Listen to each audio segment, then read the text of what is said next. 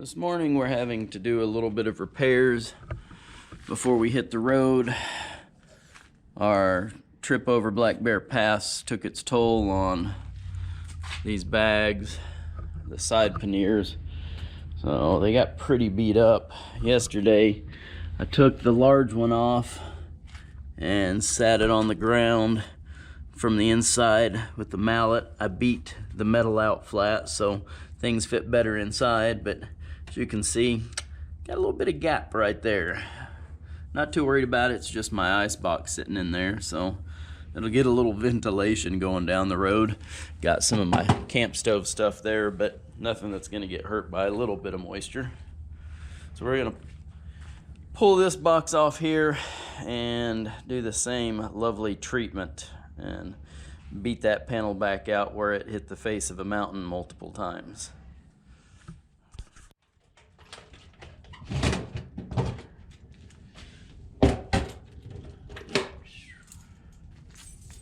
So quite simply, we'll just take this box laid over on its side. You can see on the inside how concave that is and leaves a big gap. So we're gonna hit directly straight down with a hammer. Take our left hand here.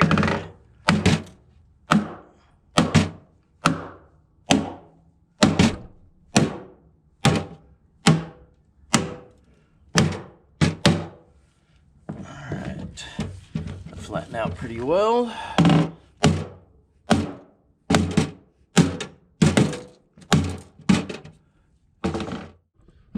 You can see the big curve is gone. So that ought to allow us to get a little bit more in this box.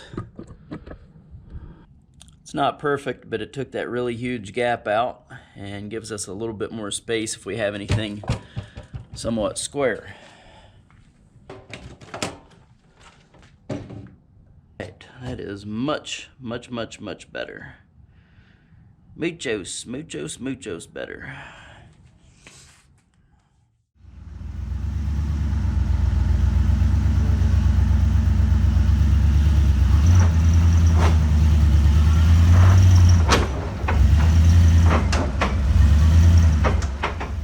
This 3,000-mile ride starts out with the fact that I had to go pick up a 1984 Bronco 2 from Washington State. And what better vehicle to do that with than a Suzuki v-strom? What better way to finish off a set of Continental TKC 80 tires than to spend about 3,000 miles on pavement to destroy them?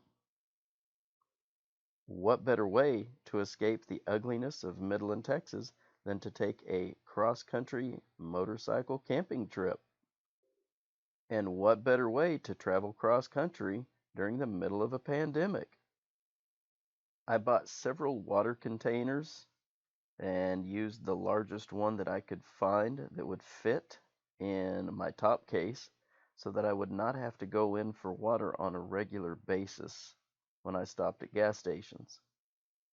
I was very cautious with handles and using my gloves, and I had plenty of alcohol, wipies, and water and soap to wash my hands for the journey. With the 2015 Suzuki v-strom 650 XT sufficiently loaded down, it was time to finish off these TKC 80 tires, which were already beginning to cup and wear.